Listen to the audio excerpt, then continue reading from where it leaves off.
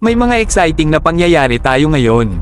Ang UK Royal Navy, sa pamamagitan ng UK Defence Equipment Sales Authority o DESA, ay maglulunsad ng isang malaking clearance sale para makawala ng sobrang bigat na kanilang iningatan ng ilang taon. Sa kanilang espesyal na papel sa gobyerno, ang ahensya ay nag-oorganisa ng boot sales, kung saan ibinebenta nila ang mga sobrang gamit. Isa sa mga inaasahang ibebenta ay ang HMS Bristol, isang barkong iodine komisyon na. Ito ang eksena, mga bro, ang UK Royal Navy ay maglilinis ng kanilang mga barko at ibebenta ang mga sobra nilang gamit. Hashtag, diba? Ang DESA ang magdadala sa operasyong ito. Parang organizer sila ng ultimate yard sale, pero sa antas ng gobyerno.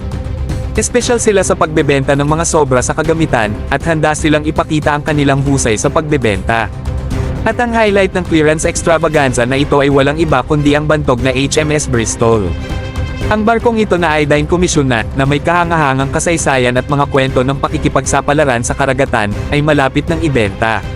Imagine mo yun, mga bro, pag-aarihin mo ang isang piraso ng kasaysayan ng Navy. Parang may lumulutang na time capsule sa iyong kamay.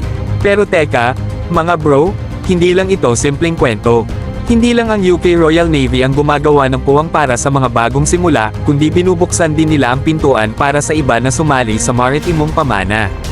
Kahit ikaw ay isang collector, isang miyembro ng Navy community, o isang taong handang lamusong sa mga karagatan ng pakikipagsapalaran, ito na ang pagkakataon na magkaroon ng isang piraso ng kasaysayan ng naval. Kaya't maghanda na kayo sa bidding, mga bro, habang nililinas ng UK Royal Navy ang mga palapag at nagbubukas ng daan para sa isang bagong panahon. Ito ay isang malakas na pahayag ng pagtanggap sa pagbabago, ng pag-iiwan sa nakaraan, at pagtanggap sa hinaharap.